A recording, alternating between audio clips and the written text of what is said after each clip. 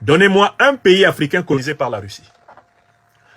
Françaises, Français, mes chers compatriotes, ce soir, je m'adresse à vous. Donnez-moi un pays africain colonisé par la Russie. Donnez-moi un pays africain où la Russie a prélevé des nègres vendus et achetés. Donnez-moi un pays africain où la Russie a instauré une colonie de peuplement. Donnez-nous un pays africain où la Russie a commis des massacres comparables à ceux de l'armée française, de la période négrière, de la période coloniale et de la période néocoloniale. On veut réduire la présence de la Russie à tout ce qui se dit sur Wagner. Mais même si on prenait les exactions supposées de Wagner, elles n'atteignent pas à la cheville les crimes de guerre, les crimes contre l'humanité, les crimes de sang, les massacres sans repentance commis par l'armée française. Et en dernière date, vous avez vu ce qui s'est passé au Niger? Le 27 novembre, l'armée française a tué 3 Nigériens. Avec la complicité de Mohamed Bazoum, dirigeant vassal du Niger. Une commission d'enquête a conclu qu'il n'y avait pas de responsable. Que les Nigériens étaient morts par balle, mais par hasard, sans coupable. Avec ce type de démarche, avec ce type de mépris envers la vie africaine, comment osez-vous espérer ne pas entretenir en Afrique une opinion remontée contre la France? Je rappelle que la presse française avait fait un effort de vérité dans cette affaire. Radio France, TV5 avait fait des reportages qui attribuaient très clairement la paternité du crime contre les Nigériens à l'armée française. Mais Mohamed Bazoum, rampant, lapant, mangeant le vomi de ses maîtres néocolons, Mohamed Bazoum a produit un rapport dans lequel il disculpe l'armée française de l'assassinat des Nigériens. Les soldats français qui ont tué les Nigériens dorment tranquillement chez eux ou dans leur campement ce soir. Et vous voulez, avec cela, poser sur la balance la présence russe. La présence russe en Centrafrique, au Mali, elle a lieu à l'appel de forces centrafricaines et maliennes, de forces africaines connectées aux peuples africains, de gouvernements qui sont aimés par leur peuple. C'est donc une présence dans le cadre d'une alliance stratégique et géopolitique. Ce n'est pas une présence coloniale. La Russie, qui est un État-continent, n'a pas besoin de coloniser les Africains. On peut s'interroger sur la boulimie chinoise. Et les événements de ces derniers jours au Cameroun, avec les contrats léonins que les entreprises chinoises signent avec des États africains corrompus, peuvent nous amener à nous y interroger. On peut s'interroger sur les pratiques et les excès que certains groupes, comme par exemple les sociétés militaires privées, pas seulement russes, mais aussi françaises, mais aussi américaines, mais aussi anglaises, commettent en Afrique. Vous avez raison, je vous l'ai dit pendant notre entretien. Mais pourquoi vous singularisez le cas de la Russie? Pourquoi vous vous focalisez sur la Russie? Est-ce que la Russie est la première puissance à avoir des sociétés militaires privées sur le sol africain? Que faites-vous des sociétés militaires privées américaines? Que faites-vous des sociétés militaires privées britanniques? Que faites-vous des sociétés militaires privées françaises? Je vous ai donné des exemples que vous ne citez pas dans l'article. De gens qu'on voit là sur BFM TV et consorts, qui sont des experts militaires français, mais en même temps, qui sont en fait des commerciaux dans la vente des armes en Afrique. Pourquoi vous n'en parlez pas de ces gens qui vendent des armes aux dictatures? Pourquoi vous ne faites pas face au fait que la puissance française est aujourd'hui l'une des plus grandes vendeuses d'armes aux pires dictatures du Moyen-Orient et même d'Afrique? Qui vend les armes à l'Arabie Saoudite, qui est la base arrière de l'État islamique? Qui vend les armes au Qatar, qui est la base arrière d'Al-Qaïda?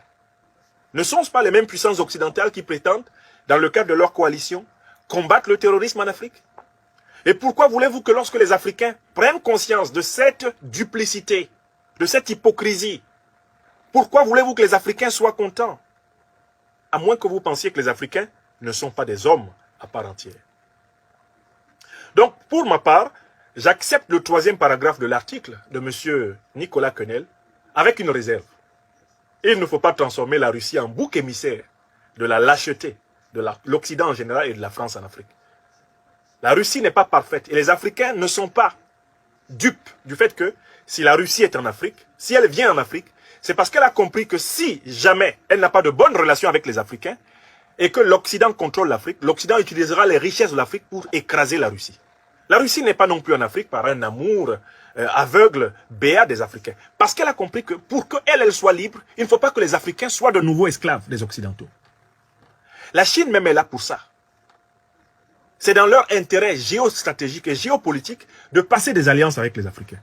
Alors, il faut que l'Occident et la France changent de logiciel pour pouvoir équilibrer ce rapport de force nouveau qui se crée à leur détriment en Afrique.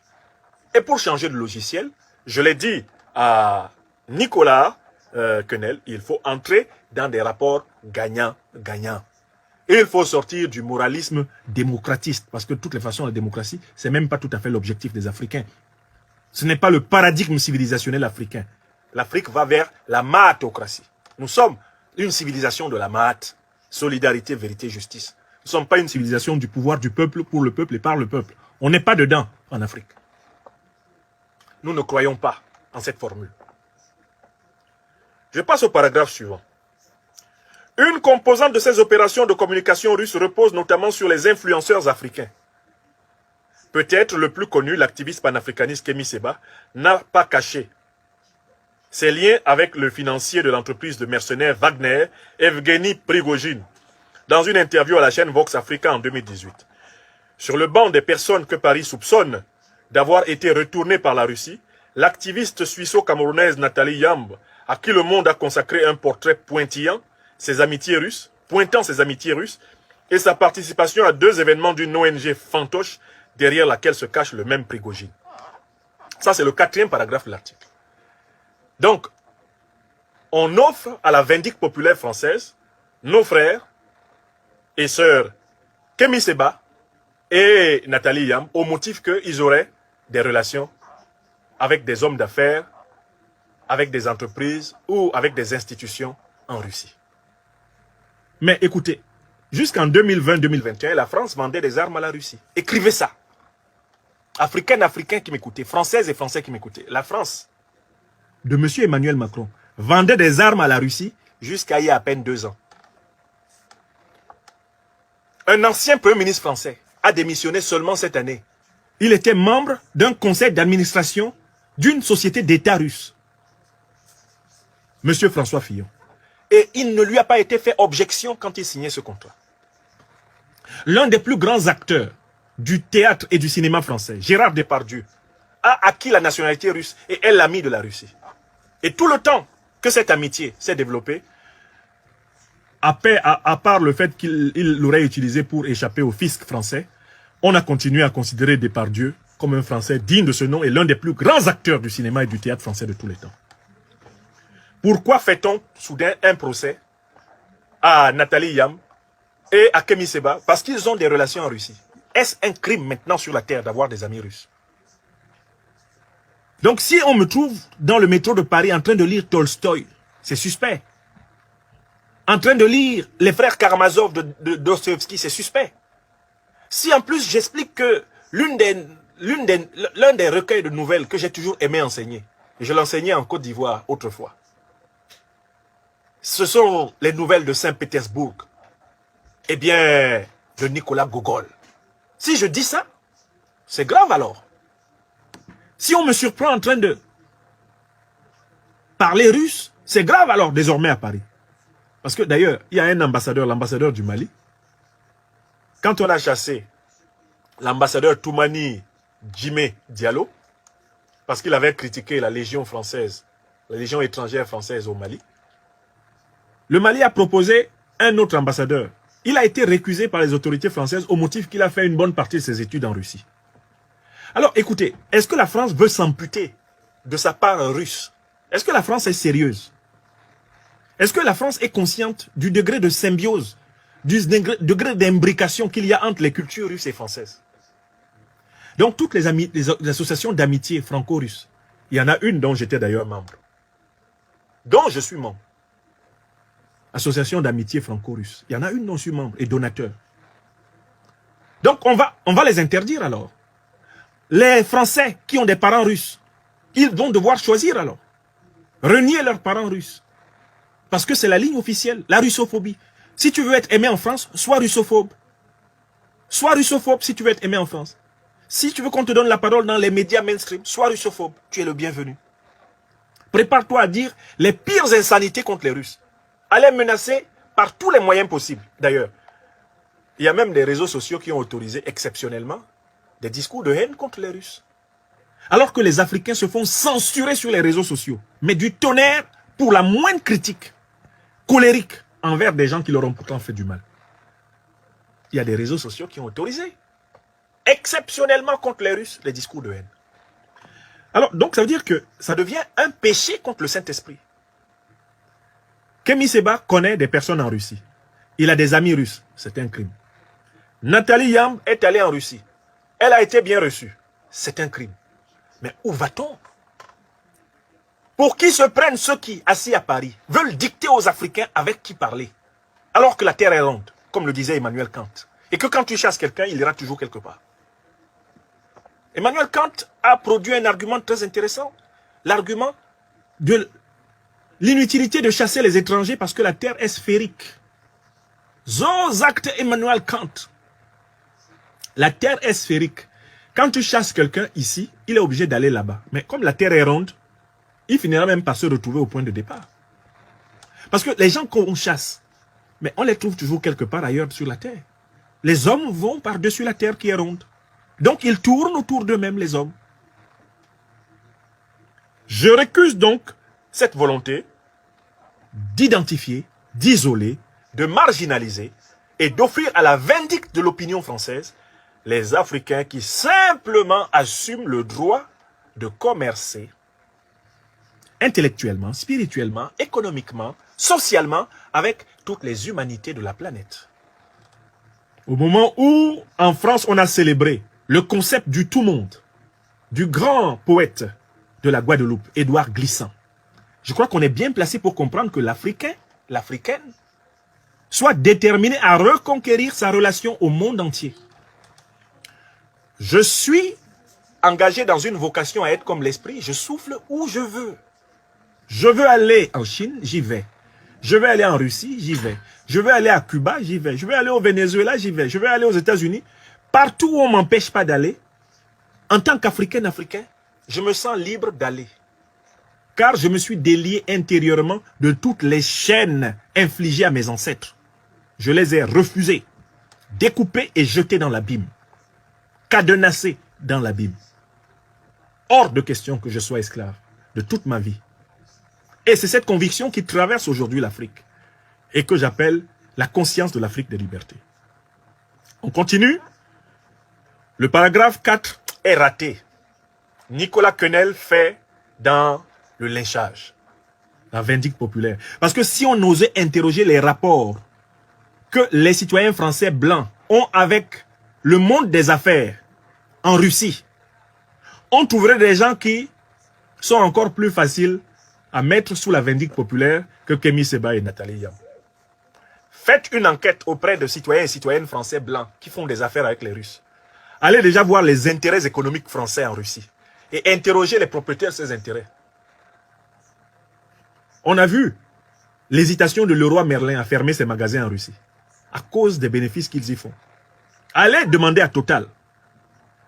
Et aujourd'hui, nous savons, grâce à Bloomberg, que 50% des entreprises européennes clients du pétrole et du gaz russe ont accepté de payer en roubles.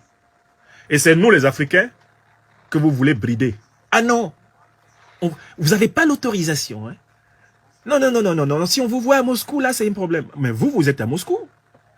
Vous êtes à Moscou. Vous avez accepté de payer. 50% des entreprises occidentales se sont pliées à la règle de Vladimir Poutine.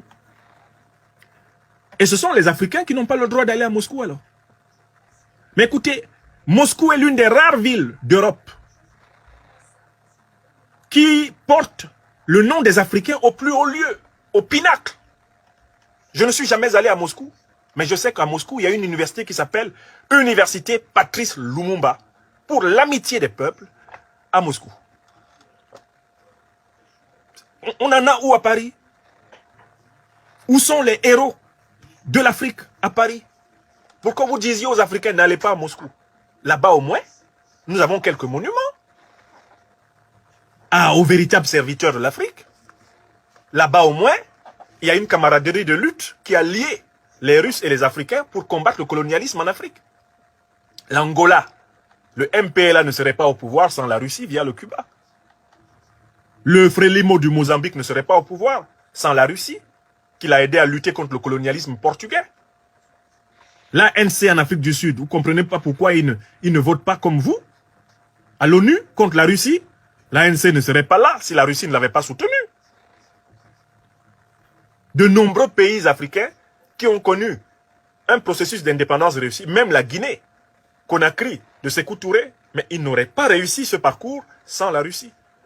Pourquoi voulez-vous que les Africains, comme le disait le président Mandela, déterminent leurs relations internationales en fonction de vos intérêts à vous, et non pas de leurs intérêts à eux? Mais si je vais en Russie, c'est que ça m'intéresse. Et c'est mon problème. Comme Gérard Depardieu va en Russie parce que c'est son problème, et ça l'intéresse. Comme François Fillon va en Russie parce que ça l'intéresse, et c'est son problème. Pourquoi vous, occidentaux blancs, vous auriez le droit de faire des affaires avec les Russes quand ça vous arrange, et nous, citoyens africains d'Occident, on n'aurait pas le droit de faire des affaires avec la Russie quand ça nous arrange? Ne sommes-nous pas des hommes sur le même niveau d'égalité? Nous ne sommes pas sur le même niveau. Nous ne sommes plus frères. Nous ne sommes plus tous libres et égaux, comme vous le proclamâtes. En 1789, tout d'un coup, nous sommes inégaux. Mais est-ce que c'est nous qui passons le temps au téléphone à appeler Poutine? C'est nous? Vous, vous avez le droit, pas nous. Pourquoi? Parce qu'on est noirs et que nous sommes descendants d'esclaves. C'est fini. On est noirs et on est libre. C'est pas mais on est libre. Mais je dis bien on est noir et on est libre. Et on est content d'être libre. Voilà. Et voilà ce que j'ai essayé d'expliquer à mon jeune compatriote Nicolas Quenel. Je lui ai dit, attention, vous avez affaire à une génération d'Africains qui n'est plus dans vos enclos. Et nous qui vous parlons ici en Occident, nous tenons un langage qui vous est accessible. Ceux qui sont sur le continent là-bas, comme on dit à Abidjan, ils ne durent pas dans mauvais rêves. Parce qu'ils sont confrontés à un cauchemar quotidien. Et ils n'ont pas le temps de convaincre ceux qui les persécutent. Ils songent à les vaincre. Nous, on a le temps de convaincre. Parce qu'on est dans votre main ici, déjà d'une. Si on parle fort, vous nous éliminez, non? C'est comme ça que Moumia a été éliminé en novembre 60 à Genève. Si on parle fort, on sait. Un proverbe de mon pays natal dit que quand tu as ta main dans la bouche de quelqu'un, il ne faut pas le gronder. Donc, comme on a notre main dans votre bouche, on parle doucement. Mais ce n'est pas parce qu'on parle doucement qu'on ne doit pas dire la vérité. Quand même. Parce qu'après tout, même quand on ne dit pas la vérité, même ceux qui n'ont pas dit la vérité en Afrique, ils crèvent. Paragraphe suivant, on arrive à mon cas.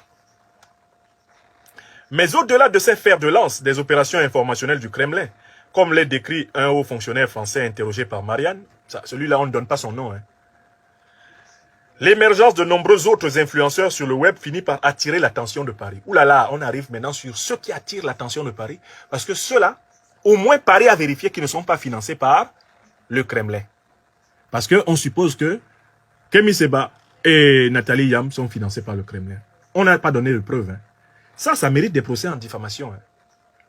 Si je suis à la place de ma soeur, Nathalie Yam, et que si le Kremlin ne m'a pas donné, je porte plainte. Voilà, je leur porte plainte. Rien que pour le symbole. Pour diffamation. Mais si le Kremlin vous a donné, il faut dire que oui, il a donné, vous avez pris. Vous comprenez? Est-ce que vous comprenez ce que je veux dire? Si le Kremlin, Kémy Séba, c'est mon jeune frère, je peux le lui dire en inbox, je le lui dis aussi ici. Kémy, si le Kremlin t'a donné pour te soutenir, il faut dire oui, il m'a donné. Parce que quand le Kremlin donne à Gerhard Schröder, Schröder dit oui, il m'a donné. Quand le Kremlin donne à François Fillon dit oui, il m'a donné. Quand le Kremlin donne à Gérard Depardieu, il dit oui. Donc toi aussi, si on t'a donné, tu dis oui, et puis tu avances. Et il n'y a rien. Ce n'est pas un crime d'accepter. Les autres passent des contrats. Si vous passez des contrats, c'est votre droit. Donc, je ne comprends juste pas où est le problème. Il y a des tas de Français, de toutes origines, qui ont des contrats avec la Russie. qui sont actuellement en train de faire de l'argent avec la Russie. Je vous ai cité, il y a 50% des entreprises qui ont accepté d'ouvrir des comptes en roubles pour continuer à acheter le gaz et le pétrole russe. Ce ne sont pas des Français, ce ne sont pas des Allemands, ce ne sont pas des Italiens, de toutes les couleurs. Et pourquoi est-ce qu'on prend en chasse Kemi Seba, on prend en chasse Nathalie Yam? Eh bien, c'est parce qu'on veut poursuivre le projet néocolonial. Parce qu'on estime que ceux-là n'ont pas le droit de participer au monde des transactions libres. Mais maintenant, on s'inquiète de ceux qui, et je remercie Nicolas Quenel de s'être renseigné auprès des hauts fonctionnaires français avant de m'interroger. Ils ont vérifié que je ne perçois pas d'argent russe, que je ne suis pas l'homme de la Russie, que je ne suis pas un espion russe, car je ne le serai jamais. Si je dois quitter la France, mon travail en France, pour aller travailler en Russie, je vais le faire en plein jour. Vous avez bien compris, non? Voilà l'homme que je suis. Je vais pas faire comme ça. Je vais me lever. Si je dois quitter mon travail ici, je vais me lever devant vous. Je vais vous dire, voilà, mes amis, à partir d'aujourd'hui, ayant reçu une offre que j'estime meilleure, je démissionne de mes fonctions. Je rends le tablier pour qu'il n'y ait pas de conflit d'intérêts entre l'État français dont je suis un enseignant et un État étranger. Moi, je ne ferai pas comme les Fillons. Je ne ferai pas comme eux. Je quitte. Je ne perçois plus leurs indemnités, leurs salaires. Voilà. Bon, donc, maintenant on arrive donc à la partie du texte qui est consacrée à votre serviteur. Il y a tout un sous-titre pour moi tout seul. C'est intitulé « Un prof en photo avec le putschiste malien Assimi Goïta ».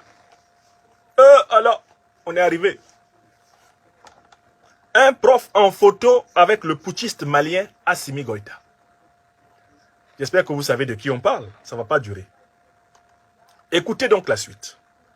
Mais avant de commenter la suite, je commence d'abord le sous-titre. Parce que ça, c'est pour moi. C'est moi qu'on présente comme ça. Quand Jean-Paul Sartre, professeur agrégé de philo comme moi, se lève et va voir Fidel Castro avec une autre professeure agrégée de philo comme moi, Simone de Beauvoir, dans les années 60. Et il prend une photo avec Fidel Castro. Est-ce que vous savez que c'est l'une des photos les plus cultes de l'histoire de France et de l'histoire même des luttes de la gauche? Est-ce que vous le savez? Quand Régis Debray, intellectuel français, se lève et va assister les mouvements émancipatoires d'Amérique latine, va auprès des Allende, qu'il interviewe, va auprès des mêmes Castro à Cuba, qu'il analyse, étudie le mouvement sandiniste, prend des photos avec les grands leaders de la résistance du mouvement bolivarien. Est-ce que vous savez que les photos de Régis Debray sont ce qui l'a rendu célèbre? Régis Debray prend des photos avec des révolutionnaires qui ont fait des coups d'État dans leur pays pour instaurer des régimes justes. Sartre prend des photos. Sartre a été à Moscou.